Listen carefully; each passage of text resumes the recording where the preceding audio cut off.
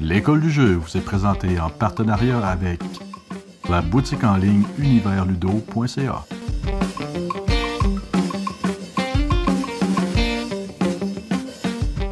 Allô mon fan de Cthulhu, c'est Vincent et je viens tout juste de te faire une session de jeu de Australia par Martin Wallace. Et je dois avouer qu'encore une fois, Martin Wallace vient me charmer à 2000 à l'heure. Le jeu que j'avais joué de lui par rapport à Cthulhu, c'était A Study in Emerald. J'avais joué à la première et la deuxième et je dois être honnête, je trouvais que la première édition était beaucoup plus intéressante puisque dans le fond, on obtenait une thématique plus présente à un niveau métaphysique où est-ce qu'on commençait à vouloir savoir qu'est-ce que les autres allaient faire, puis qu'est-ce qui va se passer, puis pourquoi est-ce que telle personne fait telle action, qu'est-ce que ça va lui amener, est-ce que c'est visé vers moi, etc., etc. Et j'avais jamais vécu vraiment ce genre de sentiment-là dans un jeu de Cthulhu, avec la thématique Cthulhu, pardon. Et je trouvais que ça amenait vraiment la thématique d'une manière vraiment renouvelée. J'avais jamais vécu ça auparavant.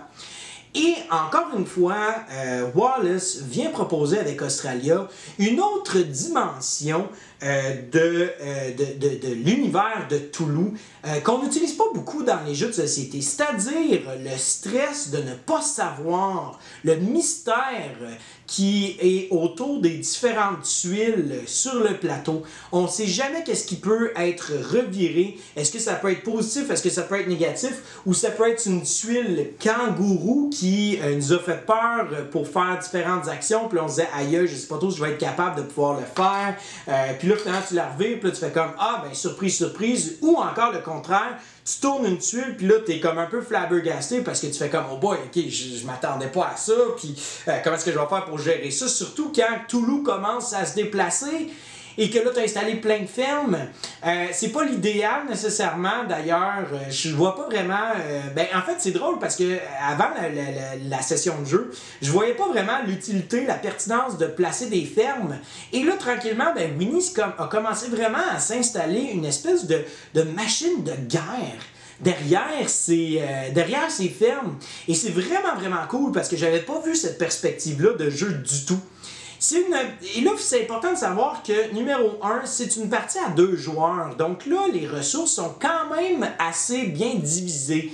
Mais quand on commence à jouer à 3 puis à 4 joueurs, les ressources, eh bien, il faut vraiment sacrifier beaucoup, beaucoup de choses pour être capable d'aller les récupérer. Il faut être décisif dans nos choix parce que c'est déchirant. On ne sait pas qu'est-ce qu'on doit aller chercher à 3 puis à 4 joueurs. Et surtout, à 3 et à 4 joueurs, il y a de plus en plus de tuiles qui sont retournées rapidement. Donc là, la tension monte, ça augmente. Et les joueurs ont vraiment moins de ressources pour pouvoir aller se récupérer des grosses unités militaires. Et non seulement ça, il y a différentes variantes aussi dans le jeu qui permettent de pouvoir avoir quelque chose de plus difficile. Comme j'ai mentionné dans la vidéo, bien, on pourrait décider de retirer toutes les tuiles kangourous. Il y a un autre côté du plateau qui est le Western Ends de l'île de l'Australie, où est-ce qu'on ne placera aucun... on ne va pas placer du charbon et on ne placera pas de phosphore. Donc la seule manière d'avoir du charbon, c'est via l'action import-export. Et ça amène quelque chose, une dynamique qui est vraiment différente. Faut vraiment être cautieux, faut vraiment faire attention à qu'est-ce qu'on va chercher puis pourquoi on va le chercher.